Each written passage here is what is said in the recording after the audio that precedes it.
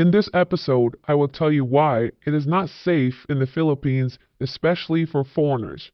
Whether you are white, black, Chinese, any color of the rainbow, it is not safe for you in the Philippines. This is not a fear-mongering type video. It is not to scare you away, but simply to warn you and have you prepared. Every country has crime, of course, but in the Philippines, it's definitely underreported. That is one of the most major problems in the Philippines. Let's not mention the fact that the authorities, the government, the politicians, the police officers, the security guards, the hotel receptionists, everybody is pretty much a con artist and scammer and, of course, corrupt. Before we continue on this topic, take a moment out of your day, click the subscribe button, the like button, share this video. Let's hope that the YouTube overlords do not ban this type of content so we can warn others in the future about the trips to the Philippines. Let's begin. In the past few weeks, if you know anything about the Philippines, you may have heard all the stories coming out about ex-police officers, current generals, lieutenants, and higher-ups supervisors in the police force itself being involved in serious crimes such as taking the lives of others, kidnappings, taking money, finding dead bodies all over the place. We'll get into it a little bit. This is nothing new about the Philippines. The previous administration tried to handle this, maybe not in the right way, but it definitely struck fear in people's minds and they thought twice before committing crimes. Many of these problems come within their own communities. For example, those gambling addicts, the people that run the casinos, the ones that come from China here, pay politicians, and run businesses, the ones that are in debt, and yes, those are the ones mainly being kidnapped and thrown into the rivers and the bushes. But that does not mean that you are safe. Safety should be on the top of your list when you come to the Philippines or any other country. Most people that visit here come on a few weeks. A few weeks is not enough to gauge the reality of any country, let alone a country like this, the Pinoy land.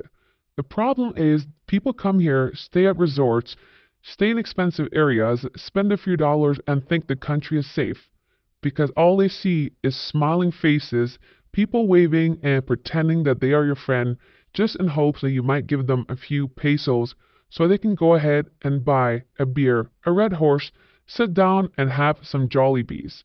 Those are the real reasons. Are there genuine, happy, and good Pinoys? Of course there are. But the majority of them have an alternative motive, hoping somehow they can get a piece of what you own. When you are a foreigner, especially a white man, you stand out, or a black man for that matter. But Pinoys are racist. They assume that you don't have as much money as the white man. But that's besides the point of the story. The point is you stand out. You are a target right from the airport, from the taxi, and down to even the SIM card. Even the government officials. Have you ever tried to pay a fee, maybe a balance owing, maybe a late fee for your visa, or even an exit clearance? You always have to ask for a receipt or proof of payment. A couple of times in these situations, I was given the wrong number than what was printed on the receipt. It was a few hundred pesos. I did not want to make a big deal because I know they can make my life miserable the next time I'm in and out of the country.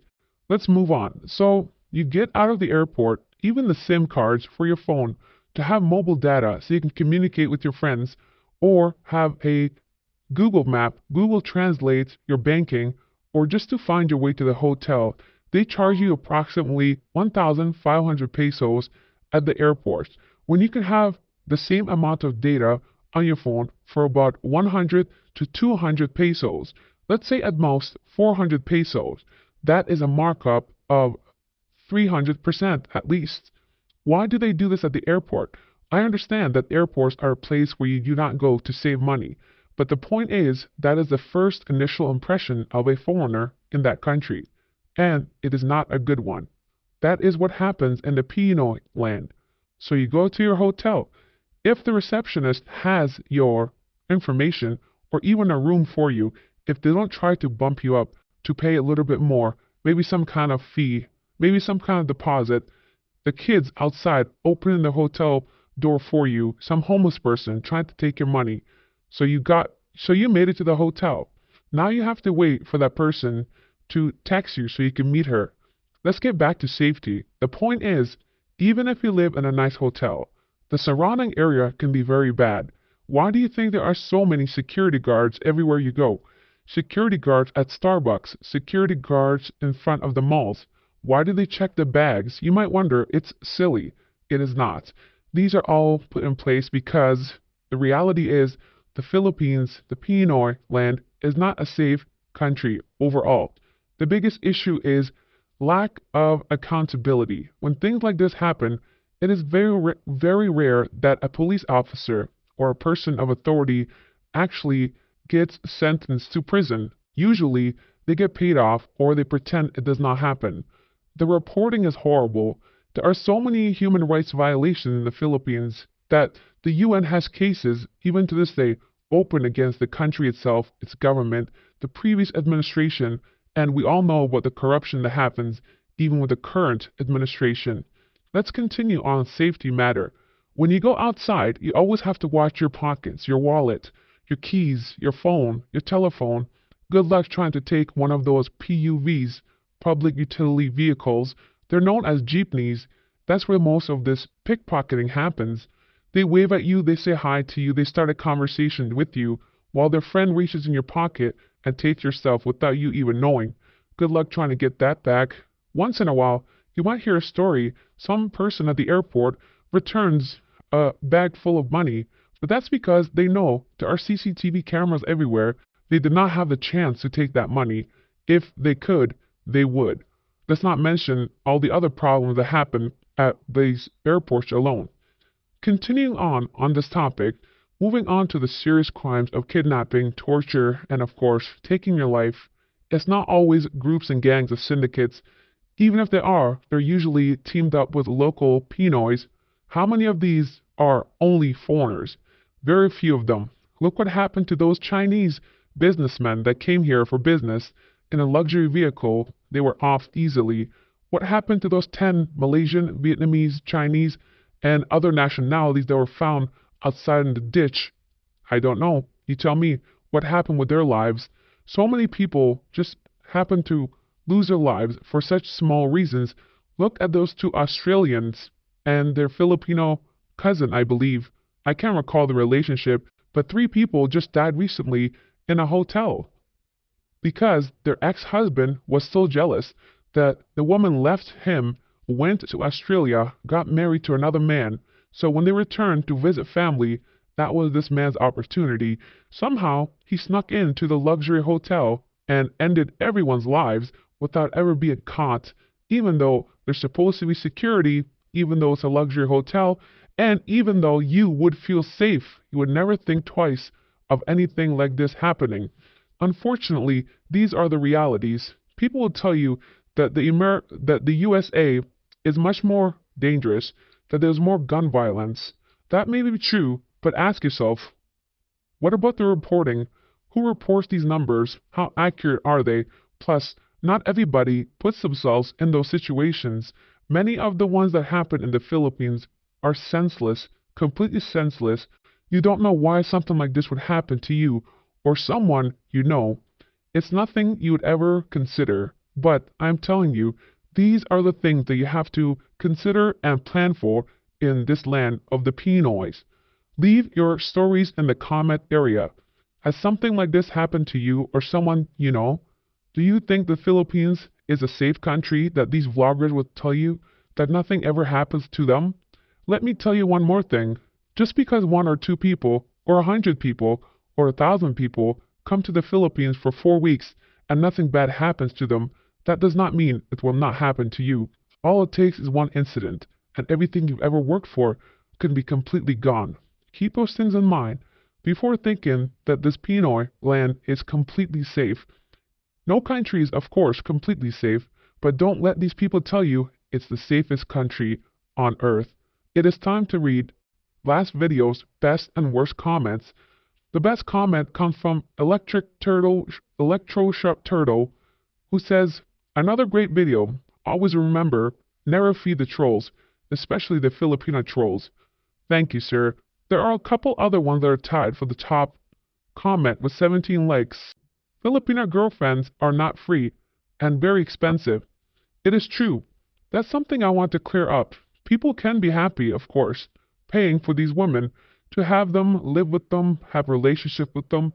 That was never the issue. I do not care, and I don't think it's any of our business to care if they have a mutual understanding. After all, every relationship is transactional. It's what you get in return for what you give. The problem becomes when they lie to you about it, when they deceive you, when they scam you, and these YouTube vloggers, bloggers, foreign people living in the Philippines make these videos to tell you that it's the best country in the world, that make you want to leave what you worked hard for and come here and be completely disappointed. The next comment I want to address, although it may not be the worst comment, it is from Soupy25, 25 Soupy, who says, getting a woman is down the list of reasons to come to the Philippines for me. I have permanent residence in Mexico and it's not affordable like it was. Philippines has 3-year tourist visa and one of the easiest retirement visas, second to only Mexico. Affordability isn't as good as other Southeast Asian countries when you consider what you get for the same price in those countries. Fourth reason is the English language. Fifth would be for women. Filipino women are just like all other women all over the world, manipulate and exploit men, but it's better than no woman for many Western men, and they can't rob you blind as women in the West can do. That's where you are wrong, my friend. If the Philippines is not number one for coming, or if the women are not number one reason for you coming here, don't bother. Everything else you mentioned is nowhere near enough to keep you here, or at least keep you happy. The 3-year visa, it becomes obsolete when you consider if you want to retire and you want to apply for retirement visas in other countries. There's no need for a tourist visa. The English language is definitely overrated. Yes, majority people speak English here, and your day-to-day conversations will be great, but that's the case for most other Asian countries too, if you do not want to have in-depth conversations. If you want to have in-depth conversations, good luck with the Filipina. Yes, they go to school, some of them, but to try to have a conversation regarding anything meaningful is completely useless. And cost of living is one of the worst in Southeast Asia, including rent and utilities, not to mention every other inconvenience in the world. In the Philippines would definitely make you lose your mind and go crazy. It is definitely not worth it. If it's not for the women, it's not worth coming at all. And that's because they're the easiest in the world, as we discussed before. If you like this video, like, share, comment, and subscribe if you've yet to done so. Let's please the YouTube algorithm overlords. Thanks for watching. God bless.